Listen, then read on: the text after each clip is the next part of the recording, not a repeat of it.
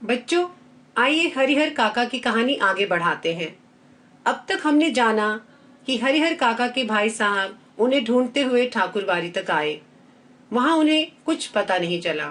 आखिर में वे पूरे पुलिस बल के साथ ठाकुरबाड़ी पहुंचे और खूब खोजबीन की, पर ठाकुरबाड़ी में भी हरिहर काका का कुछ अता पता नहीं था। आगे जानते हैं कहानी में क्या हुआ। हरिहर काका के भाई चिंता, परेशानी और दुखद आश्चर्य से घिर गए थे। उन्हें अब चिंता होने लगी थी, न जाने हरिहर काका को कौन उठाकर ले गया है और उनकी स्थिति कैसी है। ठाकुरबाड़ी के महंत और साधु संत हरिहर काका को लेकर कहाँ भाग गए हैं, मालूम नहीं। अब क्या होगा, उनके साथ क्या हो रहा होगा, वे इस चिंता में मग्न थे। काफी पैसे खर्च कर वह पुलिस को लाए थे, पर पुलिस भी कुछ नहीं कर पा रही थी, उनको खोज नहीं पा रही थी। पुलिस के साथ आने के बाद वह अंदर ही अंदर गर्व महसूस कर रहे थे, गौरवान्वित हो रहे थे कि अब पुलिस सब संभाल लेगी। उन्हें लग रहा था कि अब भाई को वे आसानी से घर ले जाएंगे तथा साधु संतों को जेल भिजवा देंगे। लेकिन दोनों में से एक भी नहीं हुआ। जो उन्होंने सोचा था वैसा कुछ नहीं हुआ। पुलिस के आने के बाद भी हरिहर काका का कहीं पता नहीं चल रहा था। ठाकुरबाड़ी के जो कमरे खुले थे उनकी तलाशी हो गई थी। बहुत अच्छी तरह से देख लिया गया था कि वहां पर हरिहर काका नहीं है। बाद में जिन कमरों की चिटकनियां अर्थात कुंडी बंद थी, उन्हें भी खोलकर देखा गया था। एक कमरे के बाहर बहुत बड़ा सा ताला लटक रहा था। उन्हें कुछ संदेह हुआ कि शायद हरिहर काका इस कमरे में हो सकते हैं। पुलिस और हरिहर काका के भाई सब वहीं एकत्र हो गए, अर्थात इकट्ठा हो गए। उस कमरे की कुंजी अर्थात चाबी की मांग वृद्ध साधु से की गई। जो वृद्ध साधु पहले पुलिस को मिला था, उससे पूछताछ हो रही थी, उसी से उस कमरे की चाबी मांगी गई। उसने साफ कह दिया, मेरे पास नहीं है। हरिहर काका की खोज पूरे जोर शोर से जारी थी। जब उससे पूछा गया कि इस कमरे में क्या है, तब उसने जवाब दिया, अनाज है। पुलिस इंचार्ज अभी यह सोच ही रहे थे कि इस कमरे का ताला तोड़कर देखा जाए या छोड़ दिया जाए। ऐसा वह अभी फैसला कर ही रहे थे कि अचानक उस कमरे के दरवाजे को भीतर से किसी ने धक्का देना शुरू किया। ये हरिहर काका ही थे। पुलिस के जवान सावधान हो गए, वे सचेत हो गए और उन्होंने उसी तरफ ही खोज करना आरंभ किया। ताला तोड़कर कमरे का दरवाजा खोला गया। कमरे के भीतर हरिहर काका जिस स्थिति में मिले, उसे देखकर उनके भाइयों का खून खोल उठा। उन्हें बहुत क्रोध आया। उस वक्त अगर महंत, पुजारी या अन्य नौजवान साधु उन्हें कहीं नजर आ जाते तो वे उन्हें जीते जी नहीं छोड़ते, उनका बहुत बुरा हश्र करते। हरिहर काका के हाथ और पांव तो बांध ही दिए गए थे, उनके मुंह में भी कपड़ा ठूसकर बांध दिया गया था। हरिहर काका जमीन पर लुढ़कते हुए दरवाजे तक आए थे और पैर से दरवाजे पर धक्का लगाया था। जब पुलिस ने उनको चारों तरफ खोज लिया था, कहीं वे नजर नहीं आए थे, तब उन्हें एक कमरे पर बहुत बड़ा सा ताला नजर आया। वे अभी उस ओर जाने ही वाले थे कि दरवाजे के पास कुछ आवाज आई। हरिहर काका ने बाहर हलचल सुन ली थी और वे जान गए थे कि कुछ पुलिस के लोग उन्हें ढूंढते हुए यहाँ आए हैं। तो हरिहर काका ने अपनी तरफ से पूरा प्रयास किया। क्योंकि हरिहर काका के हाथ और पांव रस्सी से बांध दिए गए थे, जैसा कि आप चित्र में देख रहे हैं, और किस तरह से वे दरवाजे के नजदीक पहुंचकर उन्होंने अपने पांव से आवाज की। दरवाजा खटखटाया, जिसको सुनकर पुलिस के जवान उस ओर आए और उन्होंने दरवाजा खोलकर जाना कि वहां पर क्या है। तो हरिहर काका की हालत इतनी दयनीय थी कि वह देखकर सब लोग हैरान रह गए।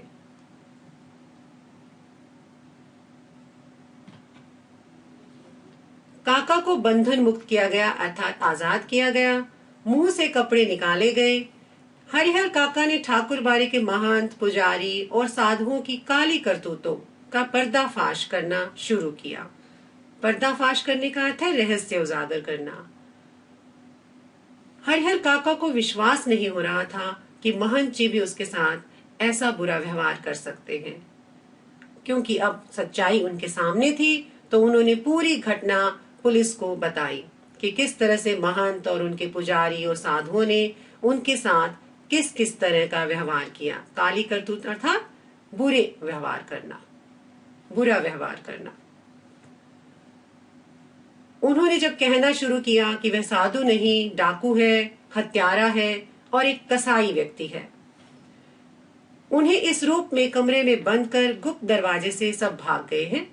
उन्होंने कई सादे और लिखे हुए कागजों पर जबरन अर्थात जबरदस्ती उनके अंगूठे के निशान ले लिए हैं। ऐसा हरिहर काका ने पुलिस को बताया कि उनको अपहरण कर जब इस कमरे में कैद कर दिया गया तो उनके साथ किस तरह का अत्याचारपूर्ण, अन्यायपूर्ण व्यवहार किया गया महंत जी के आदमियों के द्वारा। हरिहर काका ने देर तक अपने बयान अर्थात अपनी बात दर्ज कराए। उनके शब्द शब्द से साधुओं के प्रति नफरत और घृणा व्यक्त हो रही थी। उनका एक एक शब्द साधु संतों और महंत के खिलाफ था, क्योंकि उन्हें ऐसी उम्मीद नहीं थी कि वे भी उसके साथ ऐसा व्यवहार कर सकते हैं। जीवन में कभी किसी के खिलाफ अर्थात विरुद्ध उन्होंने इतना नहीं कहा था, क्योंकि उन्होंने बहुत कुछ सहा था, जितना ठाकुरबाड़ी के महंत, पुजारी और साधुओं के बारे में कहा, क्योंकि वो बहुत पीड़ा में थे। अब हरिहर काका पुनः अपने भाइयों के परिवार के साथ रहने लगे थे। इस बार उन्हें दालान पर नहीं, घर के अंदर रखा गया था, किसी बहुमूल्य वस्तु की तरह संजोकर, छिपाकर। अब भाइयों को भी यह डर था कि कहीं दोबारा महंत उनके साथ ऐसा व्यवहार ना करें। अब उन्हें एक कीमती वस्तु की तरह घर के अंदर संजोकर, छिपा कर रखा गया था। पहले की तरह हरिहर काका बाहर दालान अर्थात बैठक में नहीं रहते थे। उनकी सुरक्षा के लिए रिश्ते नाते में जितने भी सूरमा अर्थात सिपाही, बहादुर लोग जो थे, उन्हें बुला लिया गया था, क्योंकि अब उनकी सुरक्षा करना निश्चित था।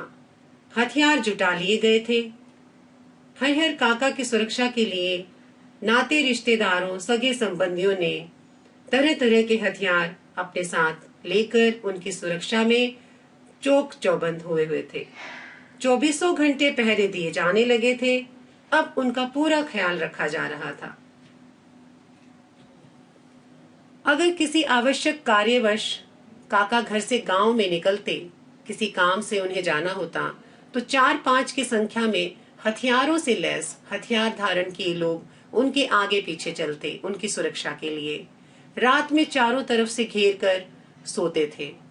भाइयों ने ड्यूटी बना ली थी, बांट ली थी आपस में कि कब कौन हरिहर काका की सुरक्षा में मौजूद रहेगा।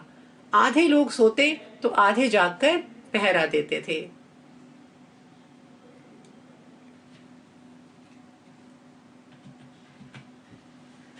इधर ठाकुरबाड़ी का दृश्य भी बदल गया था। एक से एक खूंखार लोग ठाकुरबाड़ी में आ गए थे। अब ठाकुरबाड़ी में महंत जी ने भी खूंखार अर्थात भयानक किस्म के लोगों को, जो कि चोरी डकैती करते हैं, इस तरह के आदमियों को अपनी ठाकुरबाड़ी में बुला लिया था, क्योंकि उन्हें भी डर था कि इतना सब करने के बाद कि जैसा व्यवहार उन्होंने हरिहर काका के साथ किया, शायद उनके भाई इस बात का बदला ले सकते हैं। उन्हें देखकर ही डर लगता था। ऐसे व्यक्ति उन्होंने ठाकुरबाड़ी में लाए थे। गांव के बच्चों ने तो ठाकुरबाड़ी की ओर जाना ही बंद कर दिया था। बच्चे तो उनको देखकर डर ही गए थे। अब उन्होंने घरों से निकलना बंद कर दिया था। हरिहर काका को लेकर गांव प्रारंभ से ही अर्थात शुरू से ही 2 वर्गों में अर्थात 2 भागों में बटा था। पूरे गांव में से कुछ व्यक्ति हरिहर काका और उसके भाइयों के पक्ष में थे, कुछ ठाकुरबाड़ी के महंत के पक्ष में। इस नई घटना को लेकर दोनों तरफ से प्रतिक्रियाएं व्यक्त की जाने लगी, अर्थात अपनी अपनी बात कही जाने लगी।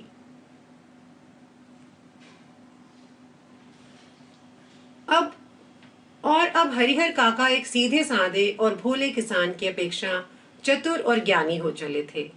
अब हरिहर काका पहले जैसे नहीं रहे थे। उन्हें काफी समझ आ चुकी थी। जिस तरह का व्यवहार उनके भाइयों और ठाकुरबाड़ी के महंत ने किया, उससे वे थोड़े से चतुर और ज्ञानी हो चले थे।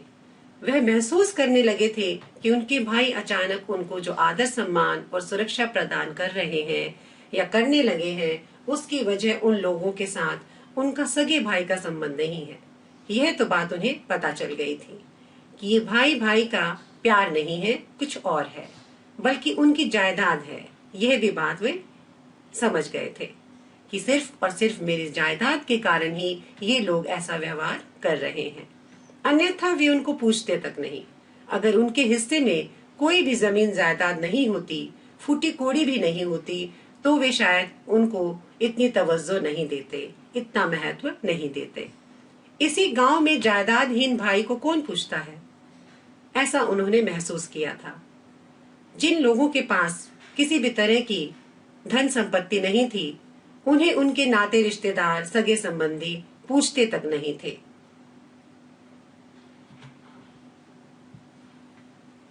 हरिहर काका को अब सब नजर आने लगा था, साफ और स्पष्ट, कि कोई किसी का सगा संबंधी नहीं है, सब मतलब के रिश्ते हैं। महंत की चिकनी चुपड़ी बातों के भीतर की सच्चाई भी अब वह जान गए थे कि महंत क्यों इतनी मीठी मीठी बातें कर रहा था, क्यों धर्म की बातें, क्यों वो इतने सब पापड़ बेल रहा था, सिर्फ और सिर्फ मेरी जायदाद के कारण।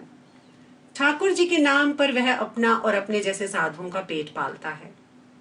बहुत ही चालाक और चतुर व्यक्ति है। उसे धर्म और परमार्थ से कोई मतलब नहीं। वह धर्म और धर्म के नाम पर जो पाखंड करता है, वह न्यायोचित नहीं है। वह सब झूठा दिखावा है। निजी स्वार्थ के लिए साधु होने और पूजा पाठ करने का ढोंग रचाया है। ऐसा उसने सिर्फ और सिर्फ अपनी स्वार्थ लिप्सा अर्थात लालच के कारण किया है। साधु के बाने अर्थात तरफ में महंत, पुजारी और उनके अन्य सहयोगी लोभी, लालची और कुकर्मी हैं अर्थात दुराचारी हैं। वे बहुत ही अत्याचारी लोग हैं। छल, बल और कल किसी भी तरह से धन अर्जित करना, बिना परिश्रम किए आराम से रहना चाहते हैं। अर्जित का अर्थ है प्राप्त करना। वे धन प्राप्त करने के लिए कोई मेहनत नहीं करना चाहते, किसी तरह का परिश्रम नहीं करना चाहते। वे चाहते हैं कि हमें सब फ्री में मिल जाए। अपने घृणित इरादों को छिपाने के लिए ठाकुर बारी को इन्होंने माध्यम बनाया है, उसका जरिया बनाया है। घृणित इरादों का अर्थ है बुरी भावना। वे अपनी बुरी भावनाओं को एक धार्मिक दिखावा जो उन्होंने एक रूप धारण किया है, उसको पीछे छिपाए हुए हैं। ठाकुर बारी तो एक उनका माध्यम है, एक जरिया है पैसा कमाने का, धन कमाने का। एक ऐसा माध्यम जिस पर अविश्वास न किया जा सके, एक ऐसा माध्यम, ऐसा जरिया जिस पर लोग कभी भी अविश्वास नहीं करते, क्योंकि लोगों की धार्मिक प्रवृत्ति होती है, वे धार्मिक कर्मों से जुड़े होते हैं और ऐसे व्यक्ति पर वे तुरंत ही विश्वास कर लेते हैं। इसलिए हरिहर काका ने मन ही मन तय कर लिया कि अब महंत को वे अपने पास फटकने तक नहीं देंगे, क्योंकि उन्हें महंत की असलियत का पता चल गया था कि उसके मन में क्या है, उसका असली मकसद क्या है। साथ ही अपनी जिंदगी में अपनी जायदाद भाइयों को भी नहीं लिखेंगे, ऐसा उन्होंने निर्णय कर लिया था, क्योंकि उन्हें भाइयों की असलियत भी पता चल गई थी। अन्यथा फिर वह दूध की मक्खी हो जाएंगे, अर्थात जिस तरह से दूध में से मक्खी निकाल दी जाती है, उनकी हालत वैसी ही हो जाएगी। लोग निकाल कर फेंक देंगे, लोग एक तरफ रख देंगे, उन्हें अकेला कर देंगे। कोई उन्हें पूछेगा तक नहीं, कोई उनकी देखभाल नहीं करेगा, उनका ख्याल नहीं रखेगा, बुढ़ापे का दुख बिताए नहीं बीतेगा। अब वे समझ गए थे कि ये बुढ़ापा काटना बहुत ही मुश्किल काम है। लेकिन हरिहर काका सोच कुछ और रहे थे और वातावरण कुछ दूसरा ही तैयार हो रहा था। आसपास कुछ और ही माहौल तैयार हो रहा था। अजीब सी परिस्थिति थी, कुछ पता नहीं चल रहा था। ठाकुर बाड़ी से जिस दिन उन्हें वापस लाया गया था, उसी दिन से उनके भाई और रिश्ते नातेदार उन्हें समझाने लगे थे कि विधिवत अपनी जायदाद वे अपने भतीजों के नाम लिख दें। विधिवत का अर्थ है तरीके से, अर्थात कानूनी तरीके से उन्हें अपनी जायदाद, जमीन अपने भतीजों के नाम लिख देनी चाहिए। वह उन्हें ऐसा समझा रहे थे। वह जब तक ऐसा नहीं करेंगे तब तक महंत की गिद्ध दृष्टि, अर्थात जिस तरह से गिद्ध नामक एक जानवर अपने शिकार पर नजर जमाए बैठा रहता है, वैसे ही गिद्ध दृष्टि महंत हरिहर काका पर लगाए बैठे थे। उनके ऊपर जो लगी थी, अर्थात गिद्ध जैसी दृष्टि, वे हरिहर काका पर 24 घंटे लगाए हुए थे। सिर पर मंडरा रहे तूफान से मुक्ति पाने के लिए उनके समक्ष, अर्थात सामने, अब यही एकमात्र रास्ता था कि वे एक मौके की तलाश में थे, दोबारा से प्रयासरत थे कि हरिहर काका किसी न किसी तरह से अपनी जमीन उनके नाम कर दे। सुबह, दोपहर, शाम, रात गए तक यही चर्चा। किसी को कोई समय का ख्याल ही नहीं था। कब सुबह हुई, कब शाम, किसी को कोई फर्क नहीं। हरिहर काका के बारे में ही सब चर्चा कर रहे थे। लेकिन हरिहर काका साफ नकार जाते। जब भी उनसे यह बात की जाती कि आप किसके नाम जमीन करने वाले हैं, वे साफ इनकार कर देते। कहते, मेरे बाद तो मेरी जायदाद इस परिवार को स्वतः ही मिल जाएगी, अर्थात ये तो कानूनी अधिकार है कि मेरे मरने के बाद मेरे अपनों को ही मेरी जमीन मिलेगी, इसलिए लिखने का कोई अर्थ नहीं है। इसलिए जमीन के कागजात या वसीयत लिखने का कोई अर्थ नहीं बनता। महंत ने अंगूठे के जो जबरन निशान लिए हैं, उसके खिलाफ मुकदमा हमने किया ही है। अब हरिहर काका की तरफ से महंत ने जो उनके साथ बुरा व्यवहार किया या जबरन अंगूठे के निशान लिए गए, उसके खिलाफ वे मुकदमा दर्ज कर चुके हैं। अब अदालत स्वयं फैसला करेगी। भाई जब समझाते समझाते हार गए, तब उन्होंने डांटना और दबाव देना भी शुरू कर दिया। अब भाई भी डर रहे थे कि महंत भी दोबारा से शायद कुछ ऐसा कर सकता है जैसा उसने पहले भी किया। लेकिन काका इस रास्ते भी राजी नहीं हुए। भाइयों के बहुत डराने धमकाने के बावजूद भी स्पष्ट कह दिया, सीधा सीधा कह दिया कि अपनी जिंदगी में, यानी कि जीते जी, वे यह नहीं लिखेंगे। वे अपनी जमीन किसी के नाम नहीं लिखेंगे। बस एक रात उनके भाइयों ने वही रूप धारण कर लिया। दोबारा से उन्हें खूब मारा पीटा, जो रूप महंत और उनके सहयोगियों ने धारण किया था। जिस तरह का व्यवहार महंत ने उनके साथ किया था, अब एक बार फिर भाइयों ने भी उनके साथ वैसा ही करना आरंभ कर दिया। हरिहर काका को अपनी आंखों पर विश्वास नहीं हो रहा था। उन्हें जरा भी विश्वास नहीं था कि मेरे सगे संबंधी, मेरे अपने भाई मेरे साथ ऐसा करेंगे। उनके वही अपने सगे भाई जो उनकी सेवा और सुरक्षा में तैयार रहते थे, जैसा कि वो अभी थोड़े दिन पहले नाटक कर रहे थे, उन्हें अपना अभिन्न समझते थे, अपना अंग समझते थे, अपना प्यारा समझते थे, जो उनकी नींद ही सोते और जागते थे, हथियार लेकर उनके सामने खड़े थे, जो अभी कुछ दिनों पहले उनकी सुरक्षा में 24 घंटे तैनात थे, पर आज वे उनके लिए हथियार लेकर आए थे। कह रहे थे कि सीधे मन से कागजों पर जहां जहां जरूरत है अंगूठे के निशान बनाते चलो, अन्यथा मारकर यहीं घर के अंदर गाड़ देंगे। भाइयों ने उन्हें धमकी दी कि अगर आप ऐसा नहीं करेंगे तो मार दिए जाएंगे। गांव के लोगों को कोई सूचना तक नहीं मिलने पाएगी। गांव के लोगों को इसकी कोई भनक भी नहीं लगने पाएगी कि हरिहर काका के साथ क्या हुआ। अगर पहले वाली बात होती तो हरिहर काका डर जाते। अगर पहले ऐसा होता तो हरिहर काका वाकई भयभीत हो जाते। अज्ञान की स्थिति में ही मनुष्य मृत्यु से डरता है। अब वे समझ गए थे, ज्ञान होने के बाद ही तो आदमी आवश्यकता पड़ने पर मृत्यु को वरण करने के लिए भी तैयार रहता है। अर्थात वरण का अर्थ है प्राप्ति। परिस्थिति के अनुसार आवश्यकता पड़ने पर जो ज्ञानी मनुष्य है वो मृत्यु को भी आसानी से अपना लेता है। हरिहर काका ने सोच लिया कि ये सब एक ही बार उन्हें मार दें, बस वह ठीक होगा।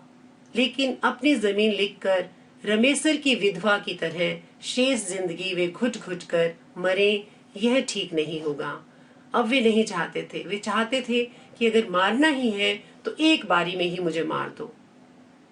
पर जैसा कि उन्होंने देखा था, गांव के रामेश्वर की जो विधवा स्त्री थी उसने भी ऐसा ही किया था, पर उसके बाद उसके परिवार ने उसके साथ बहुत बुरा व्यवहार किया। रामेश्वर की विधवा को बहला फुसलाकर उसके हिस्से की जमीन रामेश्वर के भाइयों ने लिखवा ली थी। हरिहर काका यह बात जानते थे कि रामेश्वर की विधवा के साथ अपनी जमीन अपने भाइयों के नाम करने के बाद उनके साथ कैसा व्यवहार हुआ। शुरू में तो उसका खूब आदर मान किया जब तक उन्होंने जमीन उनके नाम नहीं की, लेकिन बुढ़ापे में उसे दोनों जून खाना देते उन्हें अखरने लगा था, अर्थात नापसंद होने लगा था।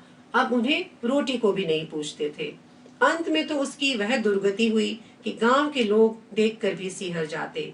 दुर्गति का अर्थ है बुरी हालत और सिहर का अर्थ है कांप जाना।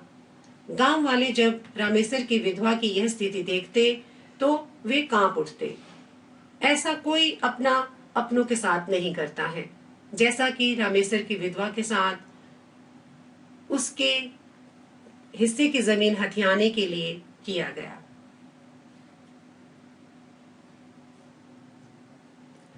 हरिहर काका को लगता है कि अगर रामेश्वर की विधवा ने अपनी जमीन नहीं लिखी होती तो अंत समय तक लोग उसके पांव पखारते होते।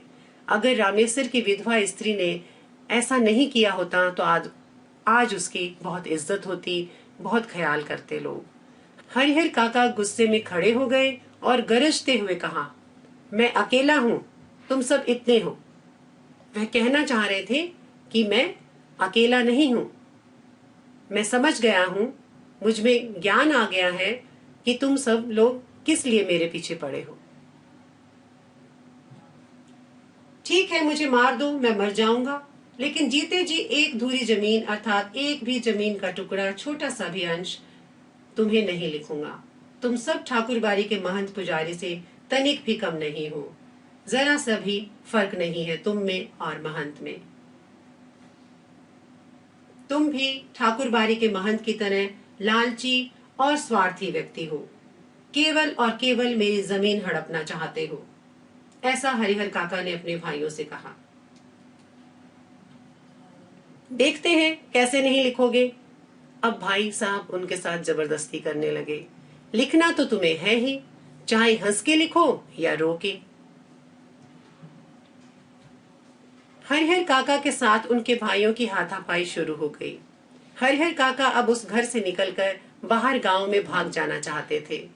अब वे यहाँ से कहीं और चले जाना चाहते थे, लेकिन उनके भाइयों ने उन्हें मजबूती से पकड़ लिया था। प्रतिकार का अर्थ है विरोध। विरोध करने पर अब वे प्रहार भी करने लगे थे। अब वे उन्हें मारने पीटने भी लगे थे। अकेले हरिहर कई लोगों से जूझ सकने में असमर्थ थे, क्योंकि अब वो बुजुर्ग हो चले थे। उनके शरीर में अब उतनी ताकत नहीं थी। फलस्वरूप उन्होंने अपनी रक्षा के लिए खूब जोर जोर से चिल्लाना शुरू कर दिया। अब भाइयों को चेत आया कि मुंह तो उन्हें पहले ही बंद कर देना चाहिए था। जैसा कि हरिहर काका बहुत जोर जोर से चिल्ला रहे थे, अब भाइयों को जरा होश आया। चेत आने का अर्थ है होश आना। अब उन्होंने सोचा कि हरिहर काका का सबसे पहले मुंह बंद कर देना चाहिए, ताकि उनकी आवाज घर से बाहर न जाए। उन्होंने तत्क्षण, इसका अर्थ है तुरंत, उन्हें पटक कर उनके मुंह में कपड़ा ठूंस दिया। लेकिन ऐसा करने से पहले ही काका की आवाज गांव में पहुंच गई थी। टोला पड़ोस अर्थात आस पड़ोस के लोगों ने उनकी आवाज सुन ली थी। वो लोग दालान में जुटने लगे थे, यह जानने के लिए कि क्या हो रहा है, हरिहर काका के साथ किस तरह का अन्याय हो रहा है, यह वो जानना चाहते थे। ठाकुरबाड़ी के पक्षधरों के माध्यम से या ठाकुरबाड़ी के हाँ में हाँ मिलाने वालों के माध्यम से, माध्यम का अर्थ है जरिया, तत्काल ही यह खबर महंत जी के पास भी पहुंच गई, उन तक भी पहुंच गई। लेकिन वहां उपस्थित हरिहर काका के परिवार और रिश्ते नाते के लोग गांव के लोगों को समझा देते कि अपने परिवार का निजी अर्थात व्यक्तिगत मामला है, उनके घर का मामला है, आप लोग इसमें दखल न दें, हम संभाल लेंगे। इससे दूसरों को क्या मतलब, दूसरों का इसमें क्या मतलब, उन्हें इससे क्या लेना देना। लेकिन महंत जी ने वह तत्परता अर्थात तेजी दिखाई और फुर्ती दिखाई जो काका के भाइयों ने भी नहीं दिखाई। वह पुलिस की जीप के साथ आ धमके। अब महंत की बारी थी अपना बदला लेने की। जिस प्रकार से आपने पहले कहानी में सुना कि काका के भाई महंत जी ने जब हरिहर काका को कैद कर लिया था तब वो पुलिस लेकर आए थे, अब वैसा ही व्यवहार काका के भाई लोग कर रहे थे। महंत अपने हाथ से यह मौका नहीं जाने देना चाहता था। पुलिस आने के बाद निजी मामले का सवाल खत्म हो गया। जब पुलिस आई तो मामला आपस में ही सुलट लेंगे कहकर उन्हें टालना चाहा। घर की तलाशी शुरू हुई। फिर हरिहर काका को उससे भी बदतर हालत में बरामद किया गया, जिस हालत में ठाकुर बाड़ी से उन्हें बरामद किया गया था। एक बार फिर जब पुलिस उन्हें खोजती हुई आई, जैसा कि गांव के लोगों ने शिकायत की थी, तो अब की बार घर की तलाशी लेते हुए पुलिस भी हैरान रह गई। जब ठाकुर बाड़ी के महंत द्वारा हरिहर काका को अपहरण कर कैद किया गया था, जैसा उन्होंने उसके साथ व्यवहार किया था उससे भी बदतर हरिहर काका के भाइयों ने उनके साथ किया था। अब हरिहर काका की हालत पहले से भी कहीं बुरी थी, बदतर थी।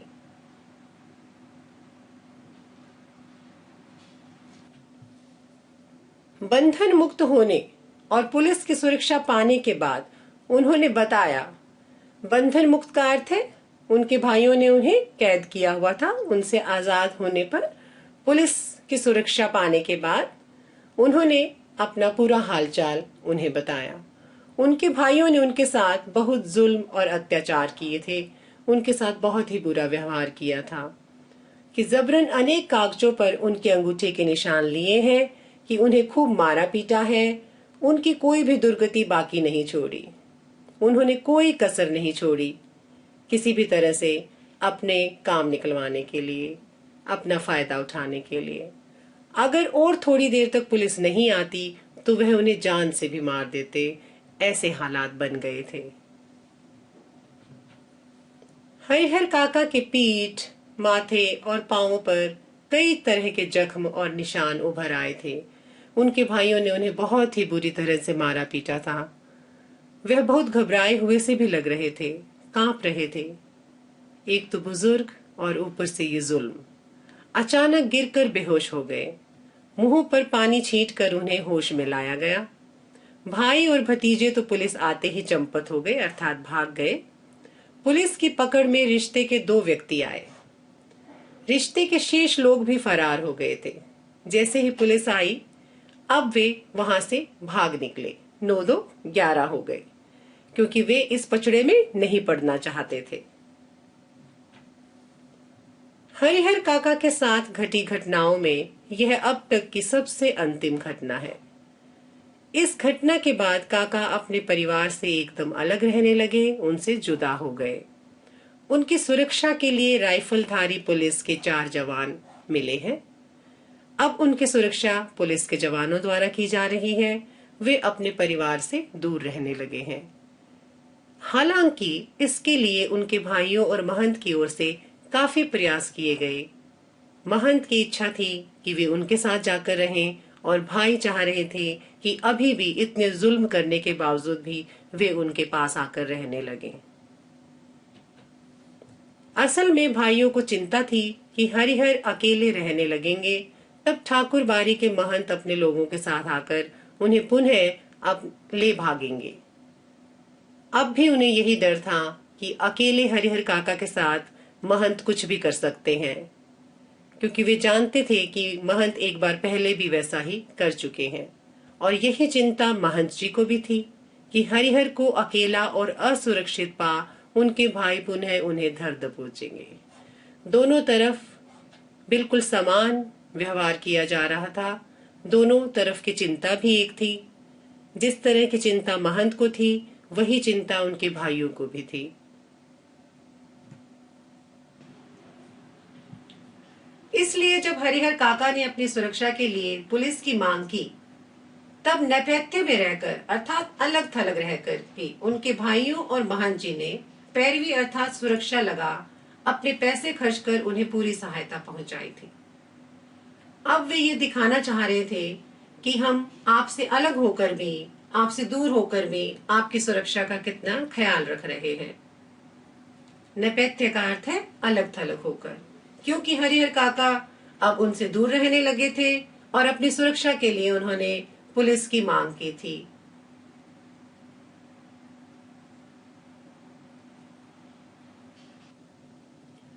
यह उनकी सहायता का ही परिणाम है कि एक व्यक्ति की सुरक्षा के लिए गांव में पुलिस के 4 जवान तैनात कर दिए गए हैं।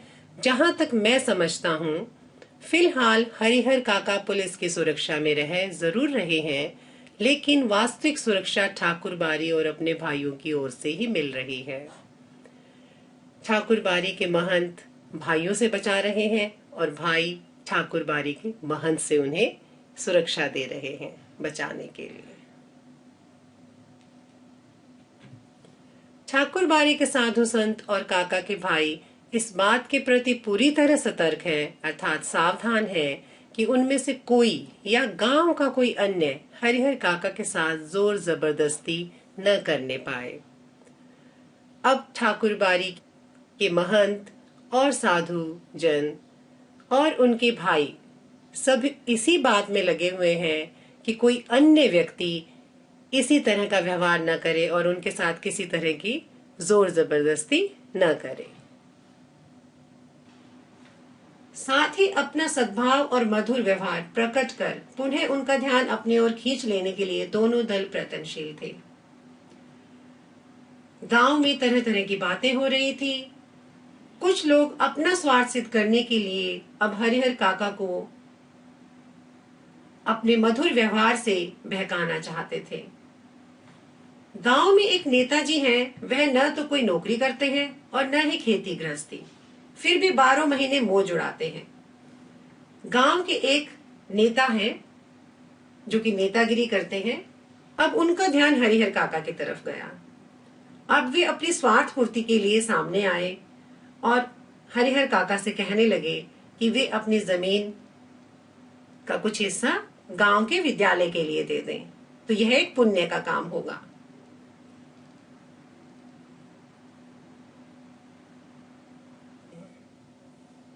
राजनीति की जादुई छड़ी उनके पास है। उनका ध्यान हरिहर काका की ओर जाता है। ये सारी घटनाक्रम का भी उन्हें पता है कि वह तत्काल गांव के कुछ विशिष्ट लोगों को, कुछ प्रमुख लोगों को, बड़े बड़े लोगों को अपने साथ लेकर उनके पास पहुंचते हैं और यह प्रस्ताव रखते हैं कि उनकी जमीन में हरिहर उच्च विद्यालय नाम से एक हाई स्कूल खोला जाए। अब गांव के अन्य लोग भी आ गए हैं कि हरिहर काका की जमीन उनके हिस्से में आ जाए या उनकी इच्छा अनुसार उस जमीन पर स्कूल खोला जाए, इससे उनका नाम अमर हो जाएगा। अब महंत और उनके भाई के अलावा ये नेताजन भी आ गए हैं।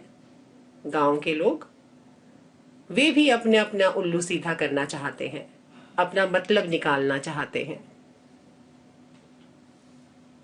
उनकी जमीन का सही उपयोग होगा और गांव के विकास के लिए एक स्कूल मिल जाएगा, इस तरह का वे उन्हें लालच देते हैं।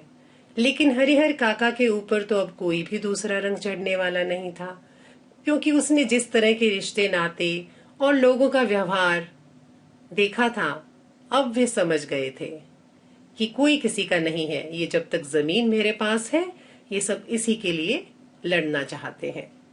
नेताजी भी निराश होकर लौट आते हैं, क्योंकि हरिहर काका ने भी उन्हें किसी तरह का जवाब नहीं दिया। इन दिनों गांव की चर्चाओं के केंद्र है हरिहर काका। जिसे देखो हरिहर काका के बारे में ही बात करता है। आंगन हो, खेत खलियान, अलाव, बगीचे, बरगद, हर जगह उनकी ही चर्चा होती है। जहां भी 4 व्यक्ति मिल जाते हैं, सिर्फ हरिहर की ही बात होती है। उनकी घटना की तरह विचारणीय और चर्चनीय कोई दूसरी घटना नहीं है। जैसे किसी के पास और कोई काम ही नहीं है। सभी उन्हीं की बात पर चर्चा करते हैं, विचार करते हैं कि क्या होगा, क्या नहीं, क्या करना चाहिए हरिहर काका को। ये सब गांव में आए दिन छोटी बड़ी घटनाएं घटती रहती हैं, लेकिन काका के प्रसंग अर्थात विषय के सामने उनका कोई अस्तित्व नहीं, अर्थात उनका कोई वजूद नहीं। अब तो सारे किस्से कहानियां हरिहर काका की ही कहानी से जुड़े हैं। गांव में जहां कहीं और जिन लोगों के बीच हरिहर काका की चर्चा छिड़ती है या बातचीत होती है, तो फिर उसका कोई अंत नहीं।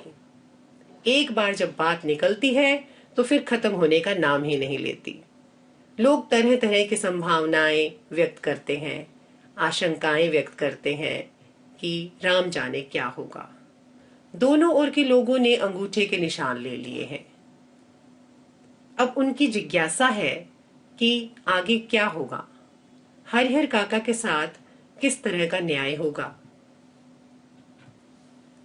लेकिन हरिहर ने अपना बयान दर्ज करा दिया है, अपनी बात पुलिस को बता दी है कि वे दोनों लोगों में से किसी को अपनी जमीन का उत्तराधिकारी नहीं मानते हैं। मेरी जमीन पर किसी का भी अधिकार नहीं है, ना ही ठाकुर बारी का और ना ही मेरे भाइयों का। दोनों ओर के लोगों ने जबरन उनके अंगूठे के निशान लिए हैं। मेरी इसमें इच्छा नहीं है, मैं नहीं चाहता। इस स्थिति में उनके बाद उनकी जायदाद का हकदार कौन होगा? सभी लोगों का ध्यान इस ओर है।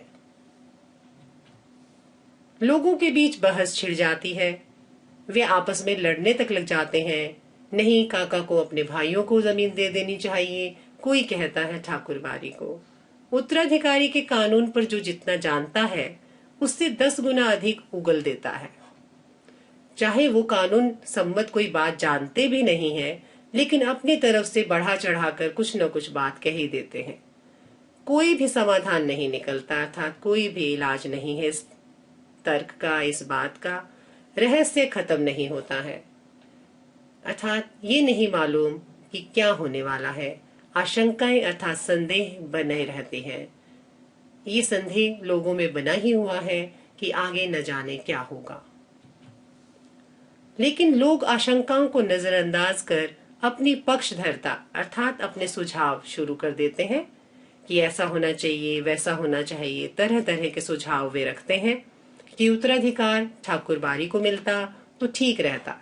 कुछ लोगों का ये मानना था। दूसरी ओर के लोग कहते कि हरिहर के भाइयों को मिलता तो ज्यादा अच्छा होता, क्योंकि वे तो उनके सगे संबंधी हैं, पहला अधिकार उन्हीं का बनता है। ठाकुर बारी के साधु संत और काका के भाइयों ने कब क्या कहा, यह खबर बिजली की तरह एक ही बार में समूचे अर्थात संपूर्ण गांव में फैल जाती है। सभी के कान जैसे इन्हीं की बात सुनने के लिए तैयार रहते हैं। हमेशा उनके कान खड़े रहते हैं कि ठाकुर बारी की तरफ से क्या बात कही गई और हरिहर काका के भाइयों की तरफ से क्या चर्चा हुई।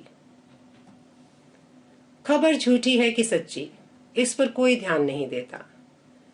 जिसे खबर हाथ लगती है वह नमक मिर्च मिलाकर उसे चटकाकर आगे बढ़ा देता है। ऐसे लोगों की हमेशा से आदत रहती है कि उन्हें अगर किसी के घर का झगड़ा मालूम चल जाए तो वो कुछ मिर्च मसाला लगाकर कुछ उसे चटपटी खबर बनाकर पेश करता है। एक खबर आती है कि महंत जी और हरिहर काका के भाई इस बात के लिए अफसोस कर रहे हैं कि अंगूठे के निशान लेने के बाद उन्होंने हरिहर को खत्म क्यों नहीं कर दिया। इस बात का उन्हें बहुत दुख है, अर्थात अफसोस है कि हरिहर काका को जिंदा क्यों रखे हुए हैं, उन्हें मार क्यों नहीं दिया। बात ही आगे नहीं बढ़ती, इस तरह आगे कोई चर्चा ही नहीं होती। एक दूसरी खबर आती है कि हरिहर मरेंगे तो उन्हें अग्नि प्रदान करने के लिए ठाकुर बारी के साधु संतों और काका के भाइयों के बीच काफी लड़ाई होगी।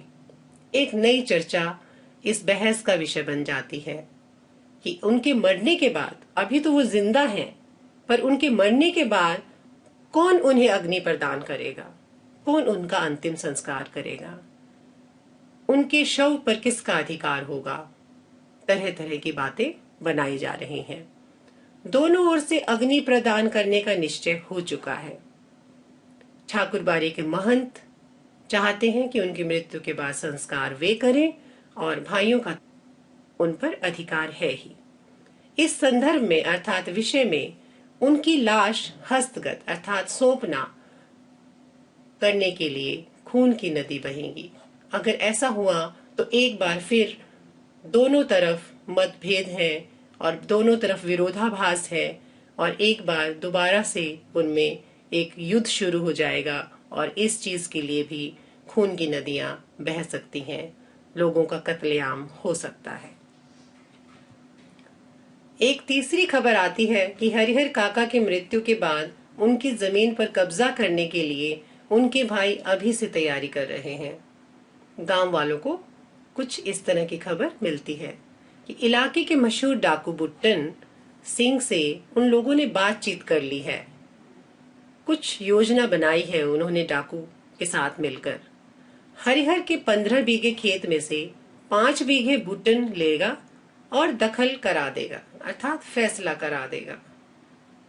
अब किसी तीसरे व्यक्ति को अपने इस उलझन को सुलझाने के लिए शामिल किया गया है, डाकू बुट्टन, जिसे लालच दिया गया है कि उसे 15 बीघे में से 5 बीघे दे दिए जाएंगे, वह उनका फैसला करा देगा। इससे पहले भी इस तरह के 2-3 मामले बुट्टन ने निपटाए थे। बुट्टन एक डाकू था जो कि वह इस तरह के फैसले पहले भी कर चुका था। पूरे इलाके में उसके नाम की तूती बोलती थी अर्थात उसकी प्रसिद्धि थी, उसके नाम से सब लोग डरते थे।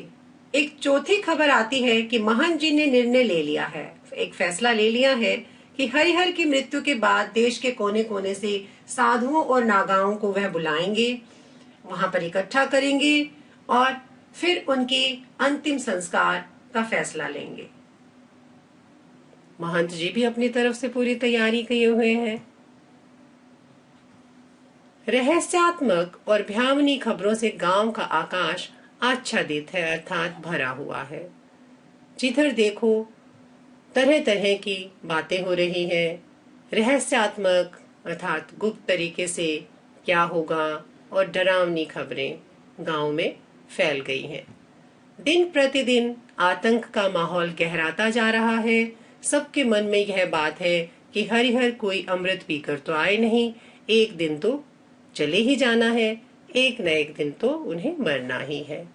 सब उनके मरने का इंतजार कर रहे हैं कि उनके मरने के बाद उनकी जायदाद किसको मिलती है। फिर एक भयंकर तूफान की चपेट में यह गांव आ जाएगा। अगर ऐसा हुआ तो आसानी से यह फैसला नहीं होने वाला है। एक बार फिर बहुत बड़ा तूफान उठने वाला है। महंत और काका के भाइयों में एक महायुद्ध होना संभव है। उस वक्त क्या होगा कुछ कहा नहीं जा सकता। यह कोई छोटी लड़ाई नहीं है, एक बड़ी लड़ाई है। अब एक बहुत ही बड़ी लड़ाई की शुरुआत हो चुकी थी। भाई और महंत दोनों तरफ से अपनी अपनी लड़ाई लड़ रहे थे। जाने अनजाने पूरा गांव इसकी चपेट में आएगा ही। अब एक और नया सिलसिला शुरू हो गया था। अब हरिहर काका की मृत्यु के बाद की योजना बनाई जा रही थी कि उनके बाद क्या होगा। इसलिए लोगों के अंदर भय भी था और प्रतीक्षा भी। लोग इस इंतजार में भी थे कि अब आगे न जाने क्या होगा। एक ऐसी प्रतीक्षा, एक ऐसा इंतजार जिसे झुठलाकर भी उसके आगमन को टाला नहीं जा सकता था। गांव के लोगों को साफ और स्पष्ट नजर आ रहा था कि आगे जो होगा वो पहले से भी बुरा होगा। और हरिहर काका वह तो अब बिल्कुल मौन हो गए हैं, बिल्कुल शांत हो गए हैं, अपनी जिंदगी के शेष दिन काट रहे हैं जैसे तैसे। उनकी बहुत बुरी हालत है। एक नौकर रख लिया है, वही उन्हें बनाता खिलाता है, उनकी देखभाल करता है। उनके हिस्से की जमीन में जितनी फसल होती है उससे अगर वह चाहते तो मौज की जिंदगी बिता सकते थे, लेकिन वह तो गूंगेपन का शिकार हो गए हैं। उनकी स्थिति ही कुछ ऐसी है। उनके साथ बीता बहुत बुरा है, बहुत बुरी हालत उनकी है आज के दिन। ऐसी हालत में कोई भी आम व्यक्ति अपना हौसला छोड़ सकता है, अपनी जीने की उम्मीद छोड़ सकता है। कोई बात कहो, कुछ पूछो, कोई जवाब नहीं। हरिहर काका बिल्कुल मौन हो चुके थे, किसी की बात का कोई जवाब नहीं देते थे, खुली आंखों से बराबर आकाश को निहारा करते थे। वे चुपचाप शांत अपनी चारपाई पर लेटे हुए ऊपर खुले आसमान में निहारते रहते, एक उम्मीद में कि शायद कुछ अच्छा हो जाए। सारे गांव के लोग उनके बारे में बहुत कुछ कहते सुनते, उनके बारे में चर्चा करते, लेकिन उनके पास अब कहने के लिए कोई बात नहीं थी। अब वे बिल्कुल मौन हो चुके थे, किसी भी तरह की कोई बात नहीं करना चाहते थे। पुलिस के जवान हरिहर काका के खर्चे पर ही खूब मौज मस्ती कर रहे थे। सारा खर्चा हरिहर काका ही अपनी तरफ से खर्च कर रहे थे। पुलिस के जवान उनकी सुरक्षा में तैनात थे। जिसका धन वह रहे उपास, खाने वाले करे विलास। ऐसी एक कहावत है कि जिसके पास धन है, पूरी धन संपदा है, किसी तरह की कोई असुविधा नहीं है, सुविधा संपन्न व्यक्ति है, वह तो उपास करता है, अर्थात व्रत रखता है, भूखा रहता है, और उसके धन पर, उसकी संपत्ति पर बाकी लोग विलास करते हैं, अर्थात सुख का जीवन व्यतीत करते हैं, मौज मजा मस्ती करते हैं। अब तक जो नहीं खाया था उन्होंने, दोनों जून उनका भोग लगा रहे थे। उनके लिए किसी भी तरह की कोई कमी नहीं थी। खूब अच्छा भोजन उन्हें मिल रहा था और पूरा आराम भी, क्योंकि अब उन्हें सिर्फ एक ही व्यक्ति की देखभाल करनी थी, सुरक्षा करनी थी। आइए पाठ का सार संक्षेप में जानते हैं। प्रस्तुत पाठ मिथिलेश्वर द्वारा रचित है। इस पाठ में उन्होंने यह स्पष्ट किया है कि आजादी के बाद ग्रामीण जीवन, गांव का जीवन वास्तव में कितना भयावह अर्थात डरावना और जटिल हो गया था, कितना मुश्किल हो गया था। बदलाव के नाम पर आम लोगों के शोषण के तरीके बदल गए थे, उनके साथ अन्यायपूर्ण अत्याचार हो रहे थे। इस पाठ में मिथिलेश्वर जी ने हरिहर काका के बहाने से, एक हरिहर काका के चरित्र के बहाने से उन्होंने ग्रामीण पारिवारिक जीवन में नहीं अपितु हमारे आस्था के प्रतीक अर्थात धर्म स्थानों और स्वार्थी मनोवृत्ति जो घर करती जा रही है उसे दर्शाया है। अकेले हरिहर काका के जीवन पर ही ये कहानी केंद्रित नहीं है। किस तरह से धार्मिक स्थानों या उनको चलाने वाले लोग, स्वार्थी मनोवृत्ति वाले लोग किस तरह का व्यवहार करते हैं और इसके पीछे उनकी क्या मंशा रहती है, इस वास्तविकता को प्रकट किया है। हरिहर काका एक वृद्ध अर्थात एक बुजुर्ग निसंतान व्यक्ति हैं, उनकी कोई औलाद नहीं है। वैसे तो उनका संयुक्त परिवार है, उनके भाई बच्चे सब साथ में रहते हैं, लेकिन उनकी जमीन जो कि 12 बीघा है के कारण ही उनके रिश्ते का महत्व है। उनका जो परिवार में महत्व है वो सिर्फ उनकी जमीन के लिए, क्योंकि उनके आगे पीछे उनका अपना कोई नहीं है। गांव के लोग कुमार्ग पर न चलें अर्थात बुरे रास्ते को न अपनाएं, इसकी शिक्षा देने के लिए ठाकुरबारी है। कहानी को तो देखकर ऐसा नहीं लगता कि उन्होंने अपना फर्ज निभाया है। ठाकुरबारी के महंत भी एक लालची किस्म के इंसान है, लेकिन हरिहर काका के लिए परिवार और ठाकुरबारी दोनों ही काल और विकराल बन जाते हैं। न परिवार को हरिहर काका की चिंता है और न ही ठाकुरबारी के मठाधीश को। दोनों का लक्ष्य एक ही है, किसी भी तरह से हरिहर काका की जमीन हथियाना। इसलिए परिवार के लोगों और ठाकुरबारी के मठाधीश ने हरिहर काका से जमीन हथियाने के लिए छल, कपट, बल इत्यादि सब का सहारा लिया। किसी तरह की कोई कसर नहीं छोड़ी, उन पर अनेकों अत्याचार किए। पारिवारिक संबंधों में भ्रातृभाव को कुचलती तथा बेदखल करती हुई इस कहानी में भाई का भाई के साथ प्यार भी मतलबी दिखाया गया है। पांव पसारती जा रहे हैं स्वार्थ लोलुपता तथा धर्म की आड़ में फलने फूलने वाले कुकर्म तथा हिंसावृत्ति को बेपर्दा करती हुई यह कहानी आज के ग्रामीण की ही नहीं बल्कि शहरी जीवन की भी यथार्थता अर्थात वास्तविकता को उजागर करती है, दर्शाती है। ऐसा सिर्फ गांवों में ही नहीं होता, आजकल शहरों में भी देखने को मिलता है, क्योंकि मनुष्य की मानसिकता ही बदल गई है। वह अपनी स्वार्थ पूर्ति लालच में भाई बंधु रिश्ते नाते सब भूल गया है।